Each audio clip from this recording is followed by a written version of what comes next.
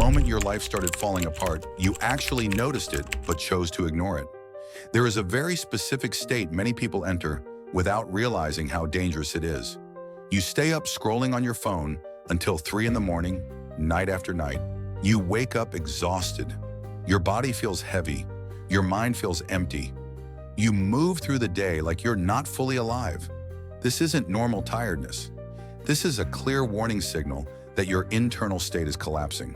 And the most uncomfortable truth is this: most people notice these signals, but instead of pulling themselves back up, they let themselves slide further down. Why? Because saving yourself requires breaking the illusion that I'm still okay. It forces you to admit that things are out of control, and it requires energy to break habits. Sinking is easier. You just follow the inertia. Behind this behavior is a simple survival logic: early warning and intervention. When you smell something burning while cooking, you don't keep sitting there and watch the pan burn through. You turn off the heat immediately. But in life, many people do exactly that. They watch the damage happen. Why do we slowly lose this ability to correct ourselves? The first reason is comfort inertia. A bad state is painful, but it is familiar pain. The human brain fears the unknown far more than it hates a bad present. You know, staying on the couch scrolling all day will make you regret it later. But standing up and going outside means facing uncertainty.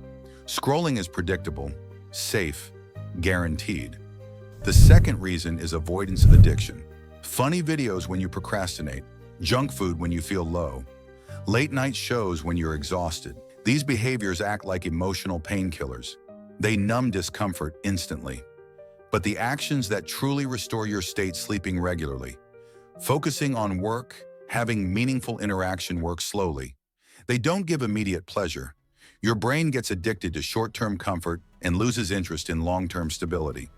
The third reason is the self-limiting trap. When your subconscious believes, "This is just who I am," or "I can't change," you start using your bad state as proof. See, I can't sleep on time. See, I can't focus. This becomes a self-fulfilling loop that traps you inside a version of yourself you no longer want. Before real change happens, people usually pass through stages.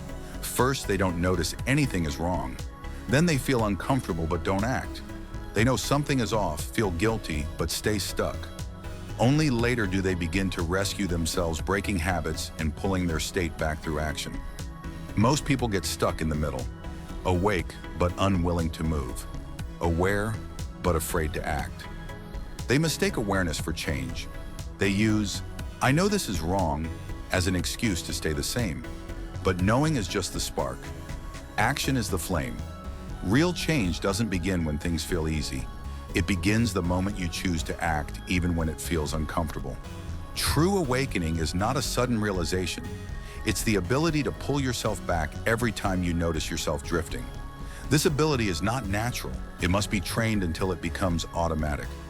When you catch yourself scrolling without thinking, stop immediately and put the phone down.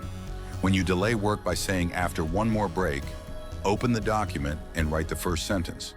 When negative thoughts spiral, stand up and do something physical, even something small.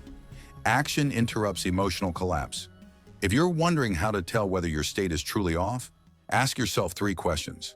Are you satisfied with who you are right now? Do you feel hopeful about your future? Can you accept your past without regret consuming you? If the answer is no, if you hate your current habits, feel lost about the future, and feel heavy about wasted time, that is your signal. A healthy state feels different. You feel grounded. You know what you're doing. You feel direction instead of drift.